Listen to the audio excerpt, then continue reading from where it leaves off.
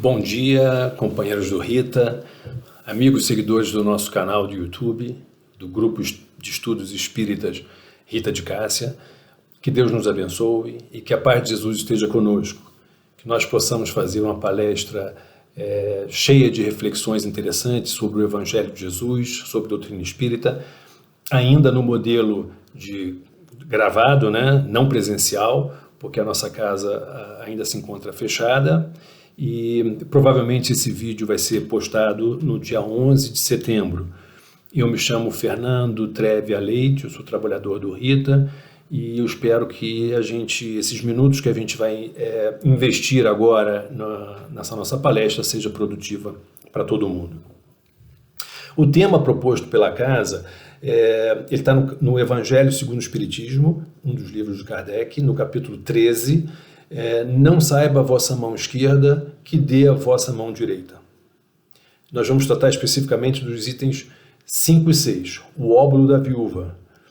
Eu particularmente gosto muito desse capítulo porque ele trata com muita ênfase de uma das bandeiras da doutrina espírita, que é a caridade.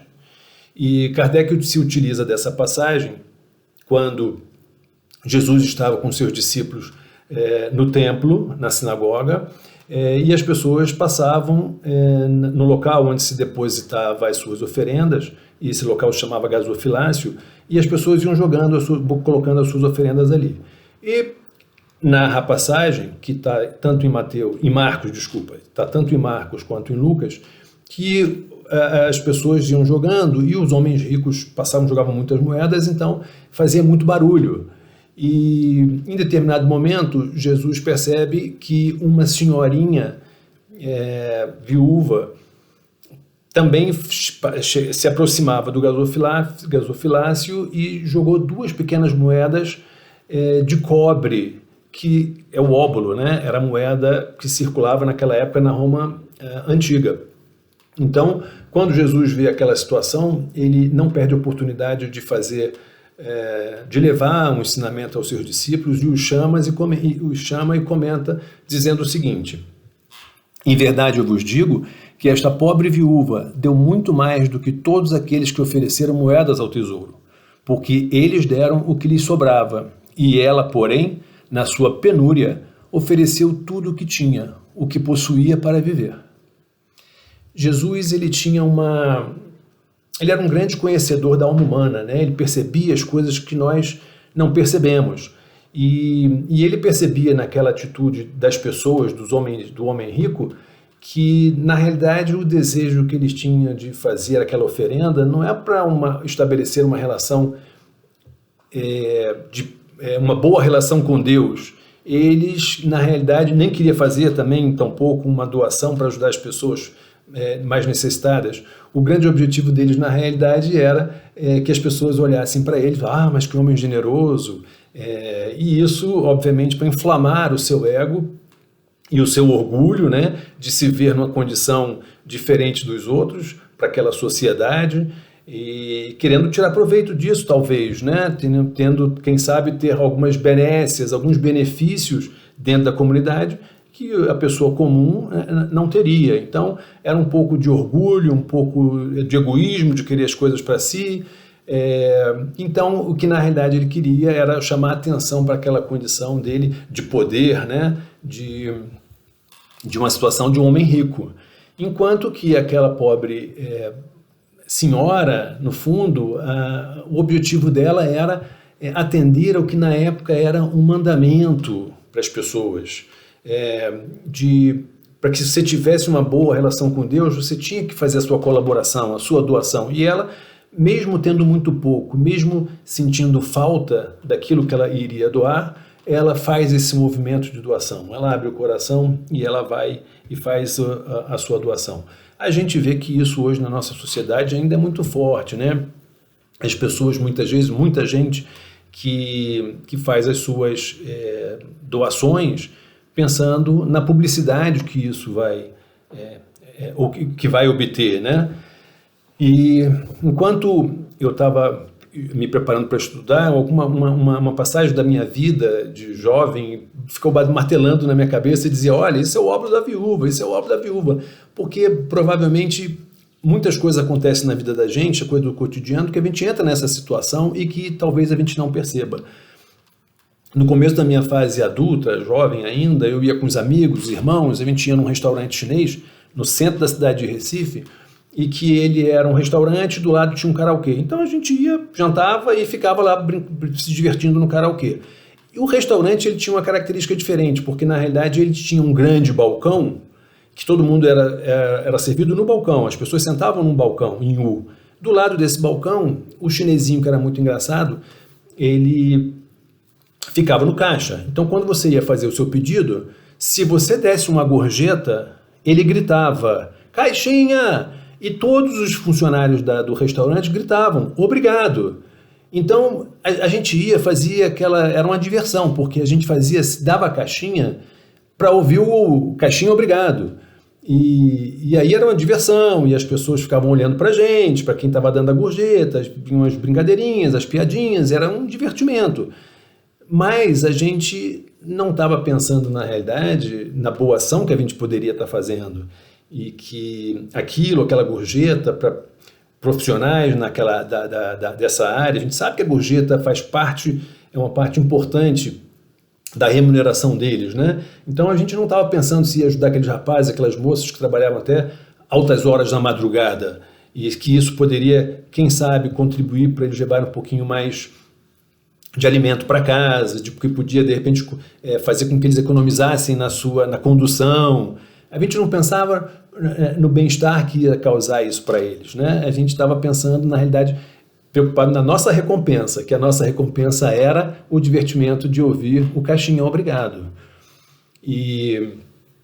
Mas o que é importante salientar é que na boa ação, ou numa ação que tem um bem embutido, a pessoa que recebe sempre é beneficiada. Traz uma coisa boa para essa pessoa. A questão é que, se a gente não faz com o objetivo de ajudar, a gente não recebe isso como uma dádiva, né? Como uma coisa boa. Isso passa sem nenhum proveito para a gente, né? E é claro também que a gente não pode generalizar e achar que todo homem rico, quando faz uma doação, por mais poupuda que seja, e de qualquer tipo de bem material, a gente não pode ficar imaginando que essa doação ele está fazendo para aparecer, não é? Tem tanta gente rica que contribui de uma forma positiva para a sociedade, né, fazendo as suas doações silenciosamente, como a caridade deve ser, né? Fazer silenciosamente, como diz o capítulo do nosso estudo, não saiba a vossa mão direita, não saiba a sua mão esquerda, o que dá a vossa mão direita. Então, o que vale no ensinamento de Jesus e na orientação espírita é a intenção. Com qual intenção eu faço aquela atitude? Qual é o meu objetivo naquela ação? Então, não é a quantidade de recursos que eu disponibilizo, não é a quantidade de recursos que eu faço a doação, mas o que conta efetivamente é o meu desejo de contribuir, é o meu desejo de fazer o bem, é o desejo de estar de bem comigo mesmo, com a minha consciência, é o desejo de estar em harmonia com Deus. Eu li uma frase nessa semana que eu gostei muito, acho que tem muito a ver com o que a gente está falando aqui, que ele fala na generosidade de propósitos. Generosidade de propósito. Quando a gente tem isso, a gente está em conformidade com as leis de Deus. E Kardec vai andando no capítulo e Kardec aborda a questão de que muitas pessoas acham que não podem fazer o bem que desejam porque faltam recursos materiais. Dizem principalmente para elas mesmas, né? Uma forma de desculpa, né? Dizendo, olha, se eu tivesse condição financeira melhor, se eu tivesse um pouco mais de recursos, eu certamente ajudaria outras pessoas, ajudaria crianças em orfanatos, eu visitaria idosos em casas de idosos, ajudaria crianças a ir para a escola, enfim, todo tipo de ajuda que a gente sabe que as pessoas precisam, né? Mas essa atitude pode até ser louvável, a ideia pode ser muito boa, se de fato não houver uma segunda intenção nela, se atrás dela não tiver embutida aquele anseio de, na realidade, mudar a nossa própria vida, né? De querer que a gente tenha uma qualidade de vida melhor, uma vida mais confortável e tal. E aí sim, só então aí, o que me sobrar, eu posso distribuir para os pobres, né? Então, se essa for a ideia, no fundo, a gente está repetindo a história do óbolo da viúva, né? De fazer a doação para tirar proveito da situação. Kardec também comenta no texto que algumas pessoas chegam a pedir fervorosamente a Deus e a espiritualidade superior, seja até em casas espíritas, né? Em templos religiosos de todo tipo, né? De toda convicção, e chegam a pedir isso fervorosamente, pedindo que os recursos venham, né, para que eles possam ajudar e tal. E às vezes, quem sabe, a gente até também já fez isso na vida, em algum momento da vida, né? Mas será que os espíritos superiores se ocupam disso? Não, eles não se ocupam disso. Eles têm outras coisas para fazer, porque, na realidade, Kardec também comenta que as pessoas que fazem isso, na realidade, desconhecem, e ele usa esse termo, a sagrada finalidade do Espiritismo.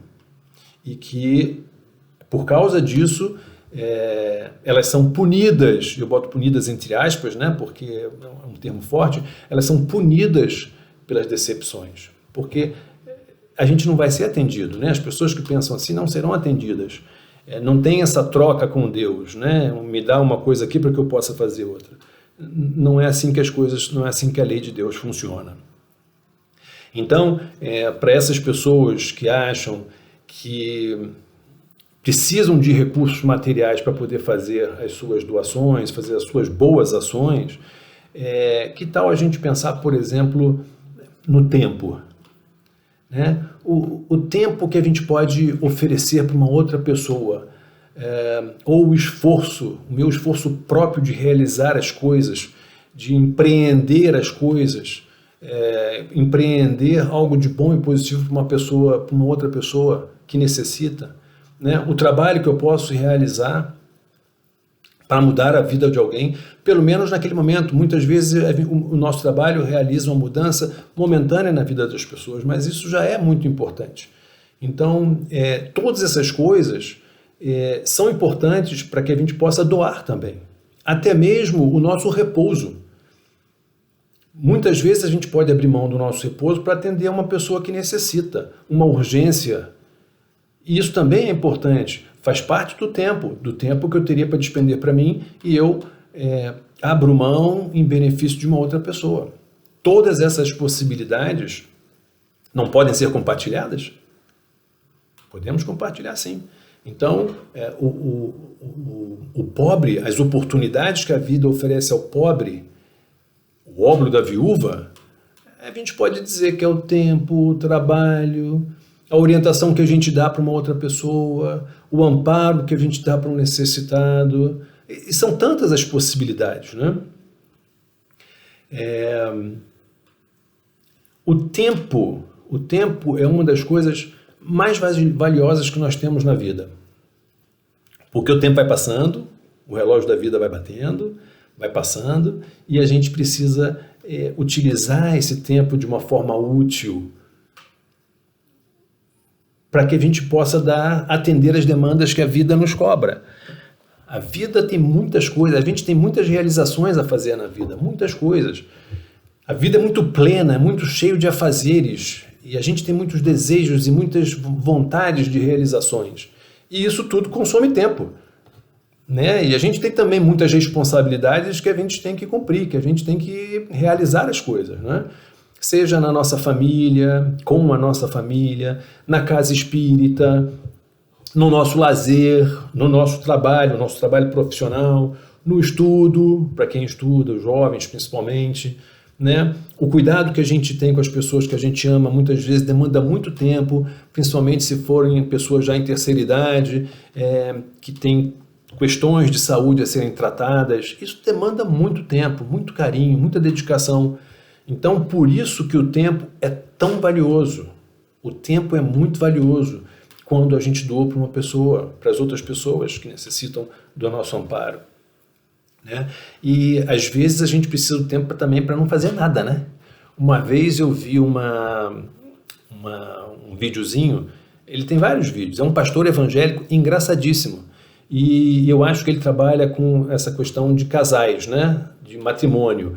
E ele falava da relação do homem com a mulher e dizia que na cabeça da gente são várias caixinhas, cada caixinha tem uma responsabilidade representando alguma coisa, é mais ou menos assim a história, né? E dizendo que na cabeça das mulheres são várias caixinhas e cada caixinha tem uma coisa, tudo organizado, tudo cheio de coisas, sofás e não sei o que, tararau, e o homem tem algumas caixinhas que são completamente vazias. Então, por exemplo, domingo à tarde, quando o homem senta em frente à televisão para ver o futebol dele, ele está usando ali aquela caixinha vazia que não tem nada. É o que ele quer não fazer nada, ele está jogando o tempo dele, ele está usando o tempo dele para não fazer nada, mas isso é importante. Às vezes isso é importante, que a gente fique tranquilo, sem fazer nada, sem grandes reflexões, mas usando o nosso tempo para revigorar as nossas energias.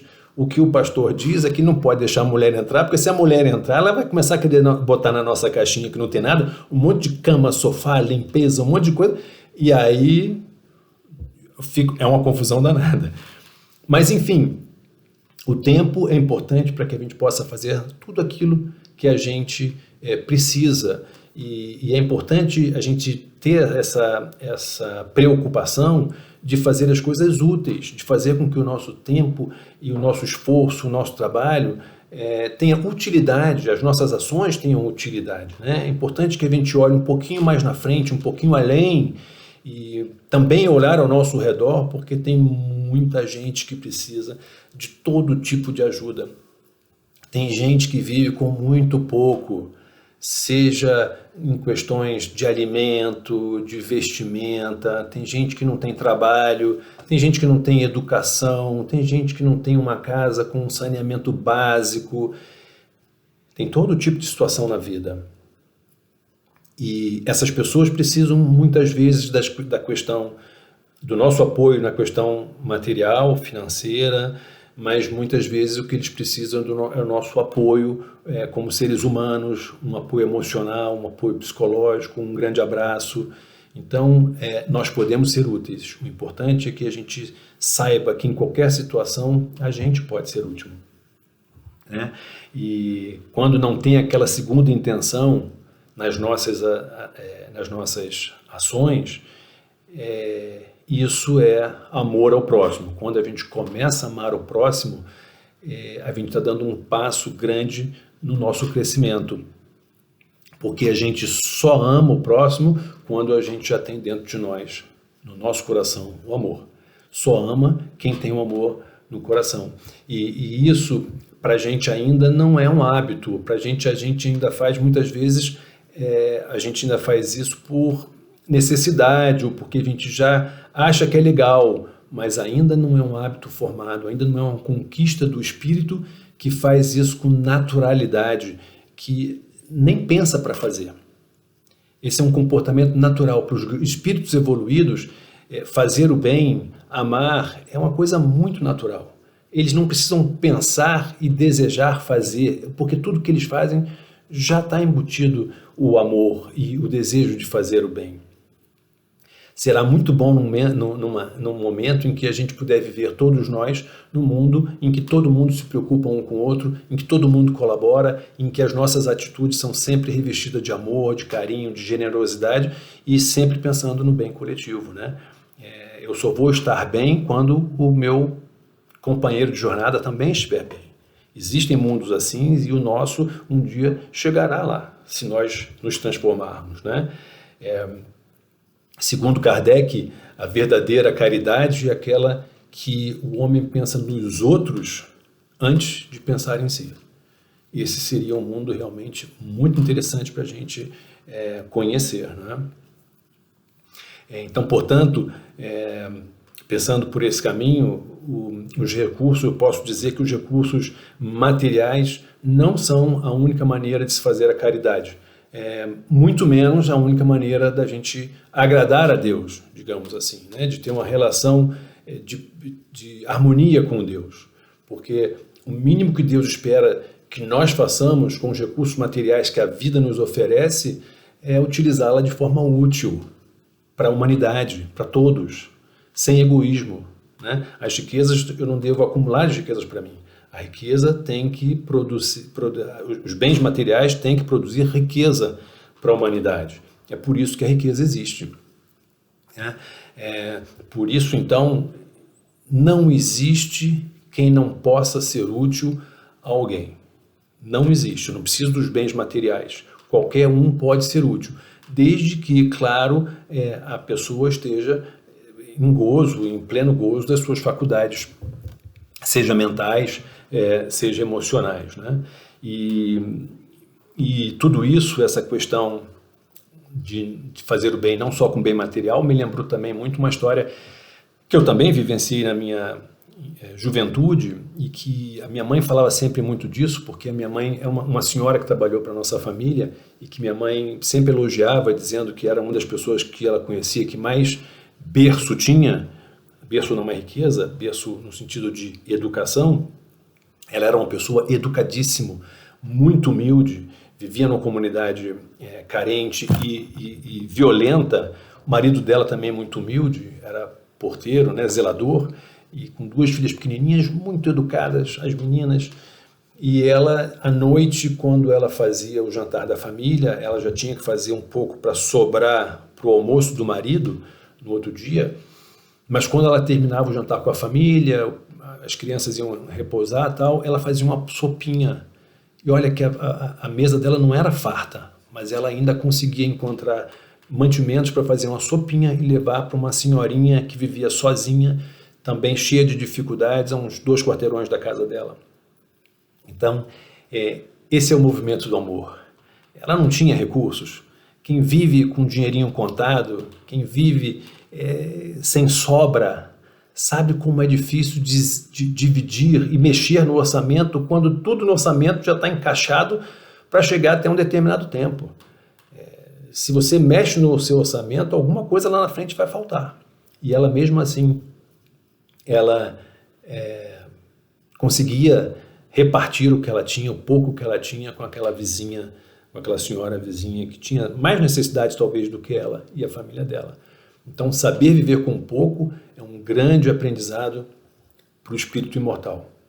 Mas também eu diria que aprender a viver com muito também é um aprendizado, porque a gente tem que saber viver com muito sem ser orgulhoso, sem ser egoísta, né? Então, a nossa vida de encarnado, ela nos propõe, ela nos oferece todas essas possibilidades e, no fundo, a vida aqui na Terra é uma vida, é como se fosse uma escola para o espírito imortal.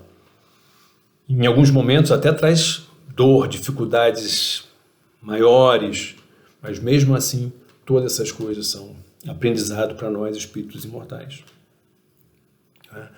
E no texto, a caridade é uma questão talvez de maior exposição, né, de fácil a gente perceber. Mas eu gostaria de compartilhar com vocês uma ideia que veio crescendo conforme eu ia lendo, estudando os itens, né? Que existe um outro componente muito importante nessa lição, implícita, que é a fé. Muitas vezes a gente tem dificuldade de definir o que é a fé, porque ao longo do pensamento, ao longo dos tempos, o pensamento humano sempre acreditou que a fé, sempre pensou que a fé fosse acreditar. Eu acredito nisso, acredito naquilo, acredito nos dogmas da religião, nas orientações religiosas, nos milagres, acredito numa série de coisas. Mas Kardec vem trazer para a gente um novo conceito de fé. A fé raciocinada, a fé que tem que ter evidência, a fé que tem que ter razão. Então, a fé é saber. Eu sei, não é que eu acredito. Eu sei que as coisas funcionam assim e que as coisas são assim.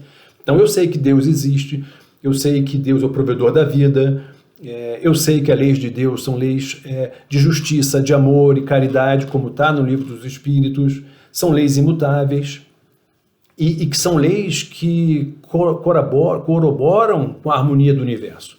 Tudo isso eu sei.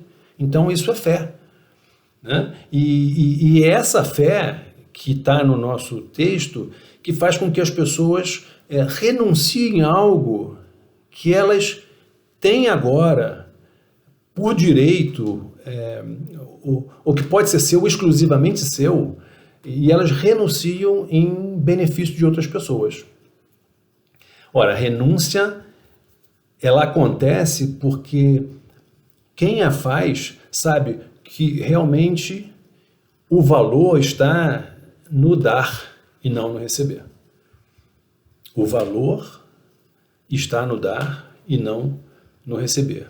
Qualquer pessoa que tenha trabalhado num trabalho voluntário qualquer sabe que quando a gente efetivamente colabora com uma pessoa, e quanto mais necessitada essa pessoa for, mais forte isso é, que o nosso coração explode. Quando a gente percebe que a gente está contribuindo para que essa pessoa melhore na sua condição de vida, o nosso coração fica muito feliz. A emoção transborda do nosso coração e ele vai crescendo como se fosse uma onda que chega a sair de nós e amplia e vai para fora. É uma coisa muito grande, uma coisa muito gostosa e que vai transbordando e que a gente vai crescendo, né? E que a gente sente isso muito quando a gente faz uma boa ação. Mas um dia isso vai, como os bons espíritos a gente comentou antes, quando isso virar uma coisa natural na nossa vida, essa ação de felicidade, de amplidão, vai ser normal e vai ser uma condição natural para a gente, né? E é importante a gente lembrar que toda vez que a gente pensa em fazer o bem, os bons espíritos estão conosco, com esse amor que eles transbordam.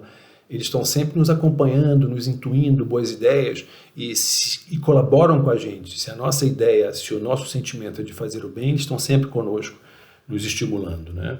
Então esse é o valor. Esse é o valor de ajudar as pessoas em dificuldade e perceber que somos nós que efetivamente ganhamos, que nós recebemos quando nós fazemos esse movimento em ação. E na realidade isso é uma dádiva, isso é um presente que Deus nos dá. E esse presente se chama amor. Deus nos oferece amor o tempo inteiro e esse amor tem que ser conquistado. A gente precisa perceber que esse amor está em volta de nós. A gente precisa conquistar esse amor. Como João disse no Evangelho de João, na sua primeira epístola, ele muito bem escrito, ele diz: amemo-nos uns aos outros, porque o amor vem de Deus. Então, o amor vem de Deus. O amor está em todos os lugares, o amor circunda as criaturas, todas as criaturas, né? Quando nós amamos uma outra pessoa, a gente entra em sintonia com Deus, a gente entra em comunhão com Deus. E por isso Jesus disse: eu e o Pai somos um, porque Jesus vivia em comunhão com Deus. Ele vivia dentro desse amor que transpira, né, que vive e que nos circunda em todos os lugares, né? Também no livro, uma mensagem que Emmanuel trouxe no livro de Chico Xavier, no livro psicografado por Chico Xavier, no livro Palavras de Vida Eterna, Emmanuel traz a seguinte mensagem, que eu achei também muito bonita: para que nossa alma se expanda sem receio, é necessário rendamos culto ao perfeito amor. Então, esse amor é muito mais do que um sentimento. A gente costuma pensar que o amor é o sentimento do nosso coração, mas o amor é muito mais do que isso. Ele é um conjunto de coisas que tem o nosso sentimento, que tem o nosso pensamento, mas principalmente o nosso comportamento. É o nosso comportamento que faz com que a gente esteja em comunhão com Deus. Então, indo um pouquinho mais à frente, seguindo um pouquinho à frente, eu acho que a gente, avaliando tudo isso que nós conversamos sobre ajudar o próximo, e não só com dinheiro, mas com outros valores que todo mundo pode colaborar e que as oportunidades na vida surgem para a gente, eu estimulo a nós espíritas, né, a nos engajarmos nos trabalhos que a Casa Espírita nos oferece. Os trabalhos que toda Casa Espírita nos oferece, toda Casa Espírita séria tem trabalhos assistenciais, na realidade é uma grande oportunidade para a gente mudar a nossa atitude perante a vida, né? Mudar os nossos conceitos de vida. E no fundo é uma grande caridade por tudo aquilo que nós acabamos de ver, é uma caridade em primeiro lugar para nós mesmos, né? Para conosco, é importante para a gente, em primeiro lugar. Entendeu? Então a Casa Espírita nos dá a oportunidade da gente trabalhar com crianças que precisam de apoio, precisam de orientação, precisam ser alimentadas, precisam aprender a tomar um banho. A gente vê muito isso em comunidades carentes, a dificuldade que essas crianças têm muitas vezes de tomar um banho, e na Casa Espírita elas podem voltar para casa alimentadas, limpas, cheirosas, cheio de coisas boas, de experiências boas vividas na Casa Espírita. Podemos também trabalhar com idosos, que também têm das mais variadas necessidades. Nós sabemos que o idoso, quando vai chegando a uma certa idade, começa a ter muito problema de saúde, enfim, dificuldade para se alimentar, dificuldade de se vestir. Então, na Casa Espírita a gente encontra todo tipo de homem e mulheres com as mais diversas dificuldades de vida, né? Essas misérias que a pobreza impõe, e que se a gente se dispuser a ajudar, a gente pode minorar essa dificuldade na vida dessas pessoas, né? Às vezes basta uma orientação, uma acolhida, um abraço. Muitas vezes um abraço desarma aquele coração duro, cheio de desamor, que não consegue ter afeto por ninguém. Não é? Acolher, é receber uma pessoa embriagada ou um drogado que nessa atitude acaba destruindo a sua própria vida e a vida da sua família, né? O deprimido que não vê graça na vida e que muitas vezes uma palavra, ou às vezes sentar do lado e não falar nada, mas só em estar ali do lado, isso já ajuda a pessoa começa a ter um ânimo diferente para a vida, né? E os jovens, né? O quão importante é a gente trabalhar o jovem para que o jovem não se perca nessa oferta maluca que a vida tem aí de consumismo ou de caminhos fáceis, né? E tortuosos, né? Então é importante a gente ter também, trabalhar na orientação dos jovens, né? E sabendo, mais uma vez, dizendo que a gente, nesses momentos, a gente nunca está sozinho, porque às vezes a gente pensa, poxa, mas eu não sei fazer isso. Ok, dá o primeiro passo, que a espiritualidade superior ajuda, eles vão nos intuir, eles vão colaborar conosco para que a gente possa aprender e também estudar a doutrina espírita, porque com a orientação da doutrina espírita a gente começa a entender o movimento importante que acontece nas nossas vidas, né? E a gente vai poder orientar melhor as pessoas. E eu ressalto uma coisa importante, que a gente deve sempre ser humilde. É importante a gente lembrar isso, sempre ser humilde, porque se hoje eu estou na condição da pessoa que ajuda, que apoia, que estende uma mão para apoiar as pessoas, eu, tanto ontem quanto amanhã, eu posso estar na condição inversa, daquela pessoa que necessita de ajuda. Então é importante a gente ajudar com humildade para não ofender, para não humilhar a pessoa que recebe ajuda, e que, quem sabe um dia, se nós precisarmos, a gente também receba ajuda com carinho, com generosidade e não com orgulho e com imposições daquilo que a gente não precisa, né? Porque muitas vezes as pessoas querem ajudar e ajudam o que a pessoa não precisa. A gente tem que ter humildade para entender que o importante é a gente atender a pessoa nas suas necessidades e não naquilo que eu quero ajudar e da forma que eu quero ajudar.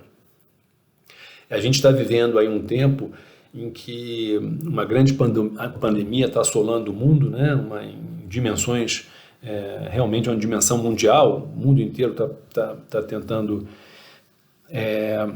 sair da pandemia, e a gente percebeu que no começo do ano, em fevereiro, março, houve uma comoção enorme entre as pessoas e entre instituições, principalmente instituições não governamentais também, E a gente percebeu um movimento popular muito grande para que as pessoas se movimentando para combater essa grande catástrofe, né, que estava ocorrendo no mundo. Muita gente se mobilizou, né, reuniu os amigos, juntou dinheiro, conseguiu reunir mantimentos, roupa, todo tipo de ajuda, né?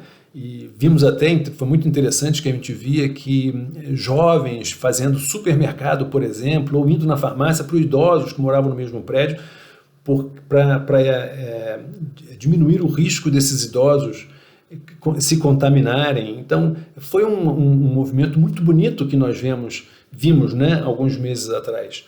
Só que a gente percebe também, e isso acontece, já aconteceu outras vezes na vida humana, que depois de um certo tempo as pessoas vão se acomodando, a rotina da vida da gente vai tomando o nosso tempo e aquele desejo ardente de colaborar vai meio que desacelerando, né? Vai diminuindo e a gente vai voltando à nossa vida, entre aspas, normal, a nova normalidade, como se dizem, e a gente vai esquecendo um pouco de fazer aquele trabalho que a gente tinha começado, tão importante, né? Aquele trabalho, aquela grande obra, digamos assim. E a gente esquece que a gente fazendo isso, a gente deixa de atender aquelas pessoas mais necessitadas, aquelas pessoas que carregam todo tipo de dificuldade na vida, no dia a dia, independentemente de pandemia. Pessoas que não têm emprego, que não têm alimento, que não têm onde deixar o filho para ir trabalhar, que não têm escola. A criança que não vai para a escola fica dentro de casa e come 3 vezes em casa antigamente. Antes era 1, 2 vezes. Então, as dificuldades até aumentam para as pessoas que têm, para os pobres, né? E essas pessoas precisam de cuidado, né? Todo tipo de cuidado. E com isso a gente fica pensando que as grandes mobilizações são importantes, sem dúvida são, mas as pequenas também são. A gente não pode esquecer os pequenos movimentos que a gente faz na vida em direção ao próximo. Esse é o verdadeiro óbolo da viúva. Não é a fortuna que a gente despende, que também é importante quando a gente faz com boas intenções, mas o importante são as moedinhas que vão se juntando aqui e ali e vai fazendo com que as pessoas minorem a dificuldade da vida das pessoas, né? É importante a gente ter esse olhar generoso, ter a compaixão tão importante na parábola do bom samaritano, que linda parábola, mas e eu lembrei também de uma frase que Madre Teresa de Calcutá disse. Ela disse assim: o que eu faço é uma gota no meio de um oceano, mas sem ela, o oceano será menor. Cada pequena ação conta, cada pequena ação vale, né? Bom, o que eu realmente desejo é que nós possamos abrir os nossos corações, perceber que estamos, nesse momento, encarnados, sendo convidados para uma festa, e essa festa é a obra de Deus. E eu ressalto aqui que Kardec, na questão 132 do Livro dos Espíritos, pergunta assim para os espíritos. Quando ele pergunta sobre o objetivo da encarnação dos espíritos, eles respondem o seguinte: Deus nos impõe a encarnação com o fim de nos fazer chegar à perfeição. Para uns a expiação, para outros missão. E aí eles acrescentam um pouquinho mais na frente. Visa ainda outro fim a encarnação, o de pôr o espírito em condições de suportar a parte que lhe toca na obra da criação. Esse é o convite. Para cada um de nós colaborar com Deus na sua criação. Kardec complementa numa outra passagem, e ele fala o seguinte: a ação dos seres corpóreos é necessária à marcha do universo. Deus, porém, na sua sabedoria, quis que nesta mesma ação eles encontrassem um meio de progredir e de se aproximar dele. Deste modo, por uma admirável lei da providência, tudo se encadeia, tudo é solidário na natureza. Esse é o espírito da vida, a solidariedade, tudo se encaixando, tudo em harmonia. Bom, para finalizar o nosso estudo, eu, ao invés de fazer uma prece final, como a gente costuma fazer, eu vou ler uma poesia do livro Encontro de Paz, psicografia de Chico Xavier. Essa poesia é de Casemiro Cunha e se chama, eu vou ler porque eu acho que tem muito a ver com tudo aquilo que nós conversamos até agora, se chama Acorda e Ajuda. Não ouvides cada hora na busca de Deus a buscar-te, que a nossa grande família luta e sofre em toda parte. Isolamento e egoísmo são meros caprichos vãos. No universo ilimitado, todos nós somos irmãos. Respira o sol da verdade, ilusão é sombra e pó. Ontem, agora e amanhã são frases de um tempo só. Qual tronco que se equilibra, fortemente enraizado, nosso presente obedece à formação do passado. Não te ensurdeças, portanto, à voz do bem que te enxorta. Recebe fraternalmente a dor que te bate à porta.